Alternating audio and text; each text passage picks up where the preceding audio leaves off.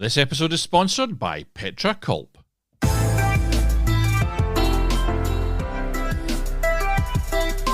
Hello and welcome back to Film Pro Productivity and Success, the podcast that helps film pros and other creative people to live a more focused, effective and happy life. My name is Carter Ferguson and this is episode 163. Unlock your success. 2 new pearls of productivity wisdom.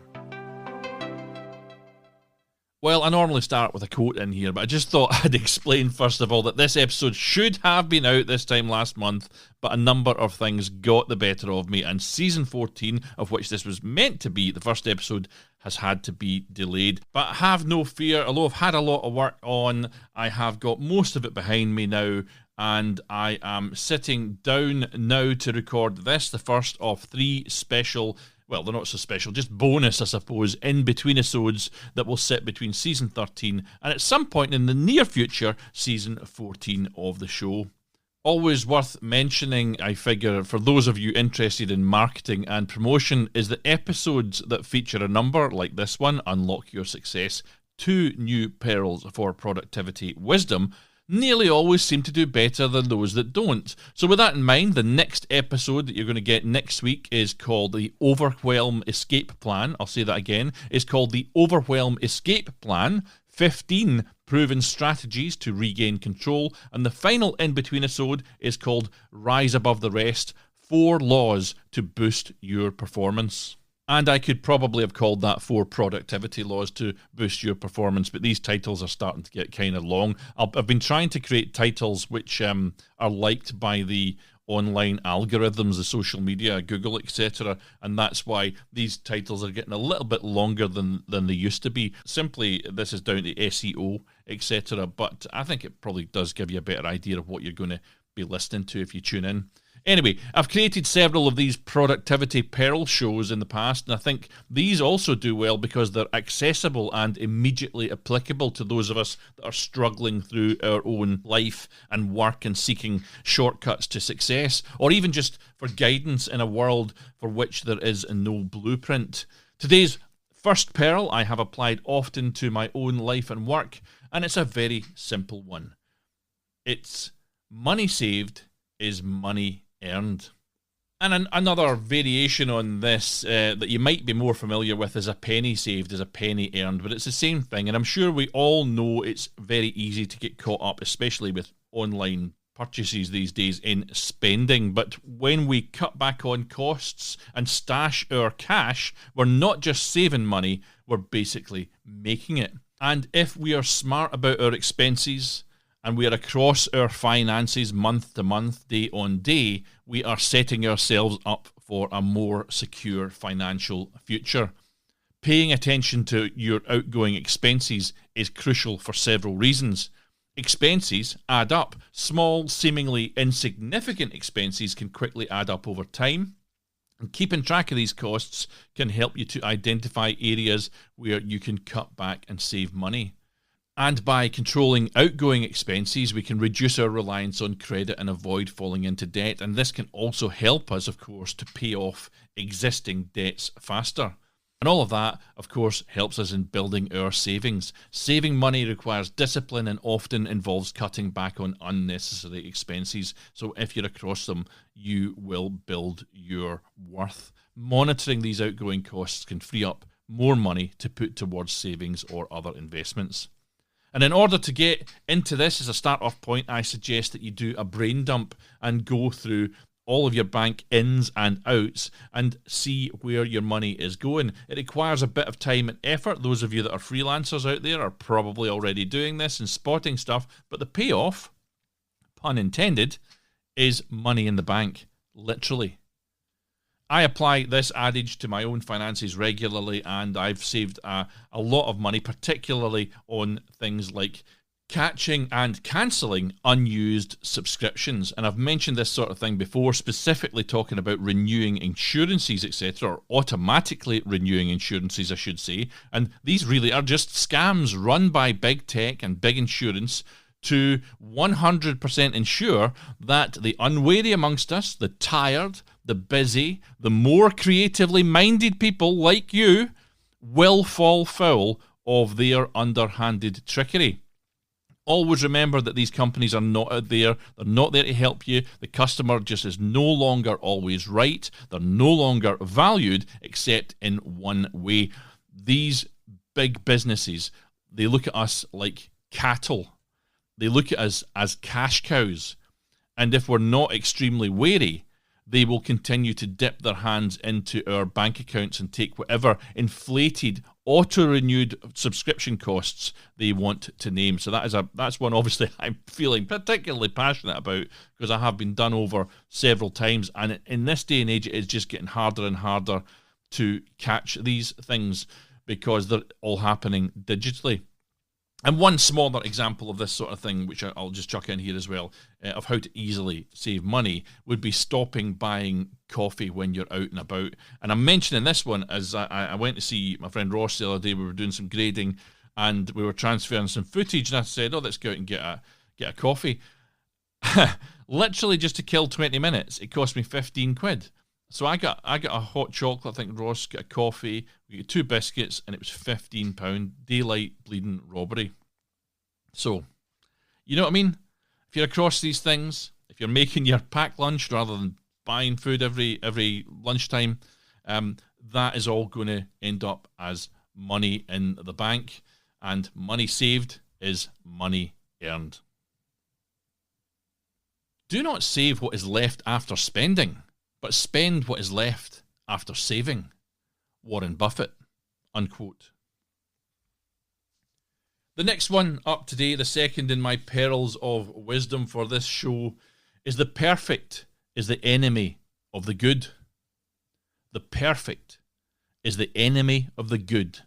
It's often attributed to Voltaire, and it emphasizes the importance of avoiding the pursuit of perfection at the expense of completing a task. And again, I've touched upon this before a few years ago in an episode all about perfectionism, something I used to think was a very positive attribute, but over the years, however, I have come to the conclusion that it absolutely is not. Sometimes it's just better to finish a task to a good standard than to spend excessive time striving for perfection, which is likely never to be attained, by the way, and can ultimately lead to procrastination and reduced productivity. Here's a few examples of this for the creative world.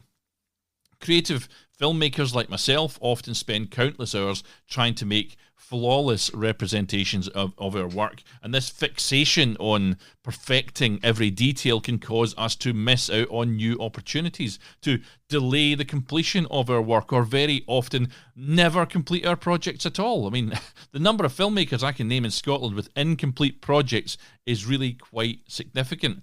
And you know who you are out there, so I don't want to pick on anyone in particular, but you know who you are, so we all must work hard to ensure we get our projects completed. And the real way to do that is, and I'm not saying have a that'll do attitude, which is what you can get accused of, but just temper this outlook of perfectionism to one more of what's the best I can do. Because my best in particular, Carter's best, is very, very good indeed. It is no longer perfect. And I know when something maybe needs to have a lot more attention than something else. For example, I've just had Peachy, a sound guy in Scotland, help me do a sound mix on this documentary that I made for part of a course that I've been doing, which is an excellent course by DV Talent, incidentally. It's called To Be a Self-Shooting PD. Is the name of the course, and I was in the Glasgow branch. But I did a rough sound mix. It was all in the right place, but it was all over the shop. And I've just been, as you can tell, I'm very, very short on time. So I wanted to get onto this podcast. So I got Peachy.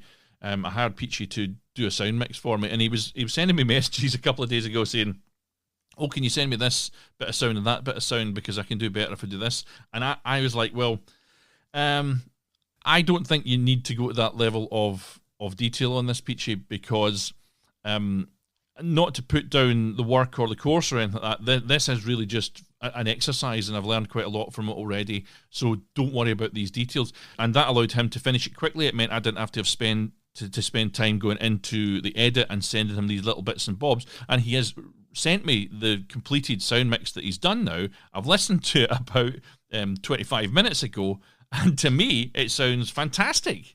So he was seeking a little bit more quality, perhaps, than I required for that particular project. Now, that's not to say that if this was a film I'd spent a year on, I wouldn't have asked him to do these things, and I wouldn't have sent him these things. But in this particular project, I just decided that I didn't need perfection. I just needed it completed to a very high standard, and Peachy is a guy who will always give me something at a high standard. And I'm telling you, I've listened to it, and it sounds perfect to me. So there you go. Anyway, another example would be creative designers who might become so focused on finding an ideal font or a color scheme or imagery that they struggle to move forward with their own projects, and their desire for perfection in every aspect could stop them from completing these projects on time, and also potentially impacting client satisfaction and future work opportunities from that client. Another example of this would be social media pros or creative people caught up in trying to make their work get noticed. They might invest excessive time and energy and money into crafting the perfect social media posts to promote their creative work or services. But their fixation on creating flawless content might cause them to miss the most perfect posting times, for example, resulting in lower engagement and fewer connections within the industry, within the group they're trying to target. And I can speak for this to an extent in that I have spent just an inordinate amount of time trying to specifically promote this show, trying to build an audience, etc. And I have got caught up in things that I am certain are going to make a difference, and somewhere down the line I've realised the additional efforts that I put in, the additional time, the additional money, whatever, has not paid off at all, and that I would probably have been better off just reworking something that I'd already done. Yeah, I've spent a lot of time trying to find perfection in my social media, and I can honestly say I've never found it.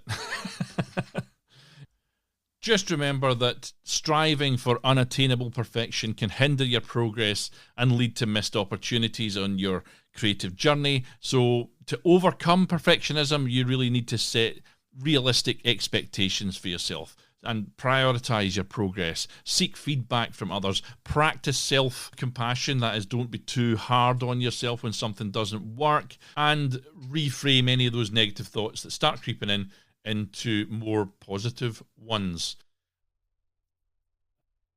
Better a diamond with a flaw than a pebble without. Confucius, unquote. Done is better than perfect is an adage often attributed to the world of software development and startup culture, and it emphasizes the importance of completing tasks and moving forward rather than becoming stuck in this pursuit of perfection.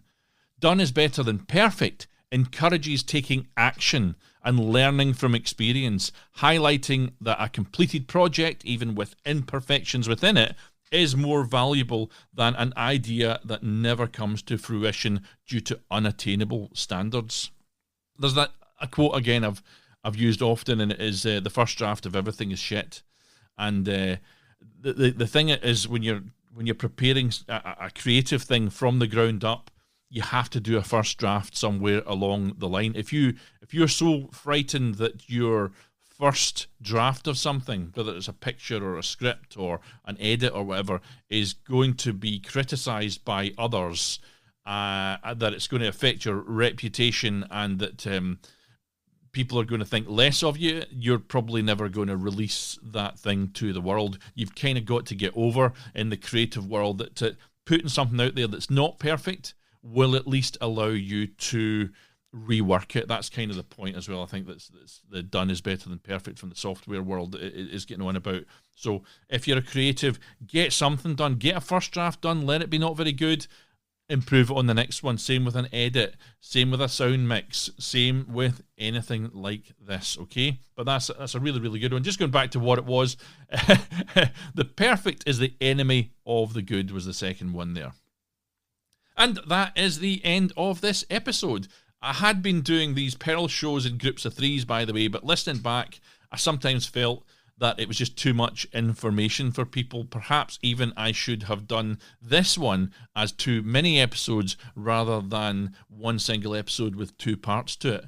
I'm really not sure about that, but I'm glad to have come back to you today with this, a new show, and I hope that these pearls of wisdom will help you out in some small way in the future. And if you're struggling with something in your day-to-day professional life, please do get in touch via the socials or through the official website, filmproproductivity.com/contact to feedback on this. And if your ideas are worthy of an episode, and I've not done it before, which sometimes is the case with suggestions, I'll perhaps pick it up for an episode in season 14. In the meantime, though, please do cut back on the fight for perfectionism, folks, and take a bit of time to dig into your finances and apply that adage that money saved is money earned to your life.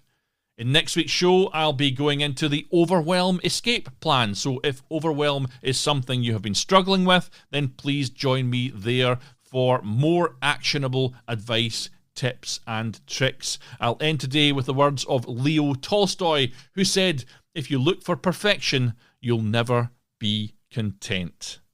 Now take control of your own destiny, keep on shooting, and join me next time on Film Pro Productivity and Success.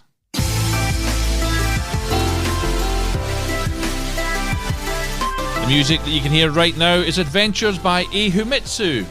You can view the show notes for this episode on the official website, filmproproductivity.com, and you can follow my personal accounts on Twitter and Instagram, that's X and Instagram, at @fight_director, or follow the show on X, at FilmProProdPod, or on Facebook at FilmProProductivity. Please do continue to support the show by subscribing, spreading the word, and leaving an awesome review. See you next week, folks.